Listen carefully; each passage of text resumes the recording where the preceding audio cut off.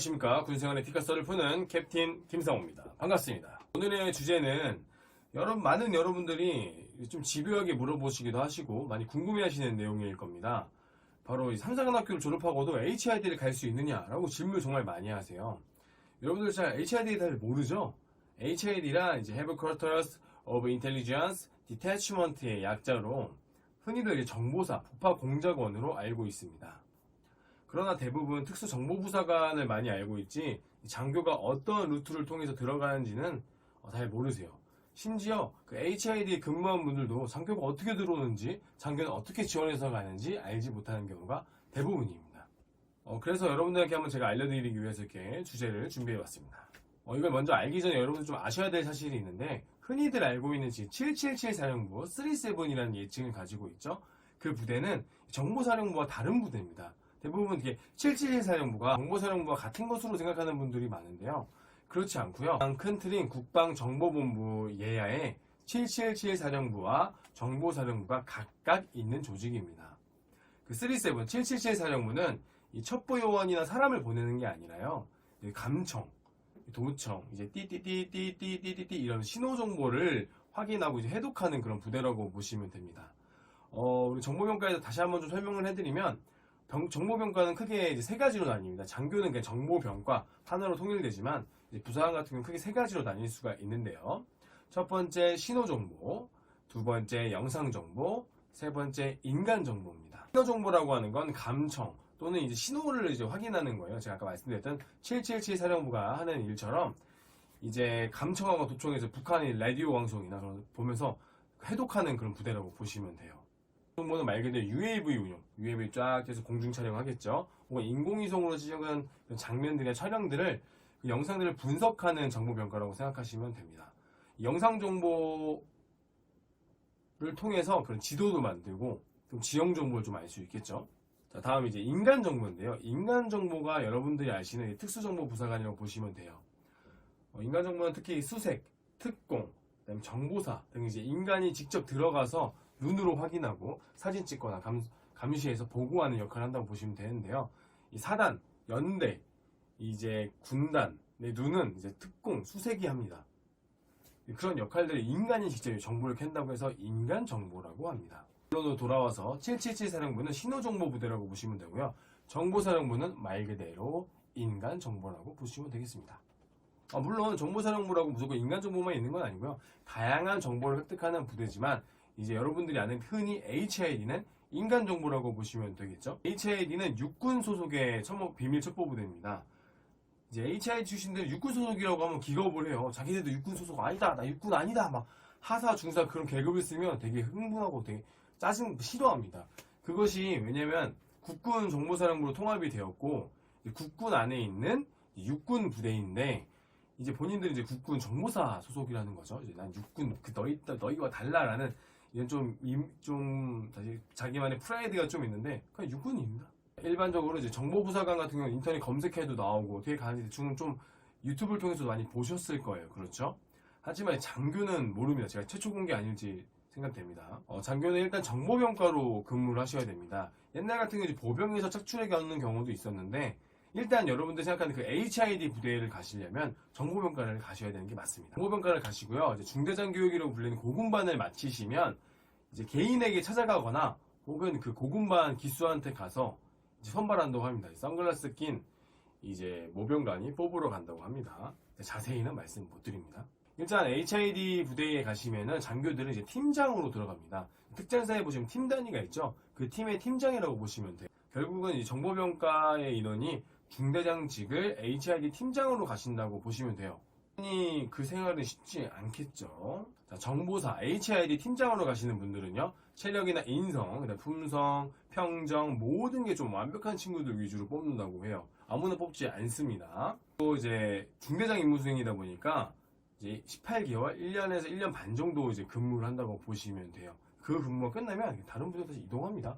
그냥 중대장직을 거기서 하는 것 뿐이지, HID 부대에 오래오래 남아서 장교로서 이렇게 막 HID 부대원들과 부파공작 팀을 이뤄서 한다던가 그런 게 아니라 그 팀의 팀장일 뿐이고 중대장을 맡을 뿐입니다. 그 팀을 잠시 맡으러 가는 뿐이지 진정한 주인은 사실 이제 거기 남아있는 HID 요원들이라고 보시면 되겠죠. 특전사 같은 경우 장교가 한번 근무하게 되면 길게는 5년까지도 근무가 가능한데 HID는 그렇게 오랫동안 근무하진 않습니다. 중요한 거는 여기서 남아있는 게 아니라 HID를 넘어서 HID를 가지고 있는 더 큰 부대, 정보사의 요원이 되는 게 더 중요하겠죠. 정말 요직이기도 한데 직접 정보사의 요원이 되는 겁니다. 정보사 요원들 같은 경우에는 주로 정보병과에서 선발을 하고 필요시에 타병과에서 필요한 인원들도 선출한다고 합니다. 이거는 100% 선발직이에요. 뭐 내가 그냥 뺑뺑이 돌려서 가는 게 아니라 100% 선발직입니다. 어떤 병과가 필요해서 뽑힐지 모르기 때문에 만약에 정보사를 정말 꿈꾸는 분들이라면 정보병과에 지원하는 게 맞습니다. 기본적으로 영어, 제2외국어, 평정, 인물, 체력 모든 걸 다 평가합니다. 아무나 뽑을 수 없겠죠. 정보사 요원들이 하는 일을 알면 좀 놀라실 겁니다. 말 그대로 이제 TV에 나오는 뭐 해외에 간다거나 국내에서 뭔가 누구 뒷조사를 한다거나 정말 정보 요원이에요. 여러분들이 알고 있는 그 정보 요원입니다. 블랙 요원, 화이트 요원에 그렇게 불리기도 하죠. 블랙은 이제 숨겨진 요원, 화이트는 이제 공개된 요원들이긴 한데 이제 그런 블랙 요원이 된다는 건 목숨을 걸고 임무 수행하는 그런 대단한 임무겠죠. 이들은 군인이지만 군인 신분이 아닌 사람으로 살아갑니다. 제 실제로 이야기인데 제 동기는 아버지가 정보사 요원이셨어요. 대위 때 전역을 하신 줄 알았대요. 서울로 양복 입고 출퇴근하셔가지고 아버지 전역하고 출퇴근하시나 보다 했는데 나중에 중령 정복을 입고 있는 사진을 보고 어버가 전역을 안 했나? 그때서야 이제 아버지가 말씀해 주셨다고 합니다. 그 사실을 어머님은 알고 계셨대요. 자식들은 아버지가 정보사 요원인지 그냥 출퇴근하는 사람인 줄 알고 있었답니다.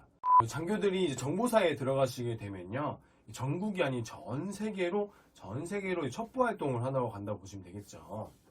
그렇기 때문에 정보사를 꿈꾸는 장교라면 체력과 인성도 중요하지만 영어와 제2외국어가 꼭 필수겠죠. 이것은 육사, 삼사, 학군, 학사, 간부사관을 막론하고 선발합니다. 선발직.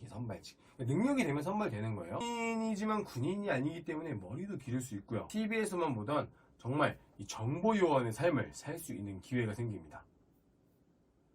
추가적으로 진급의 욕심을 딱히 부리지 않아도요 되는 게 이제 본인이 한번 뚫어놓은 그 해외 루트가 있을 거 아니에요. 루트나 인맥들이 있을 거 아닙니까?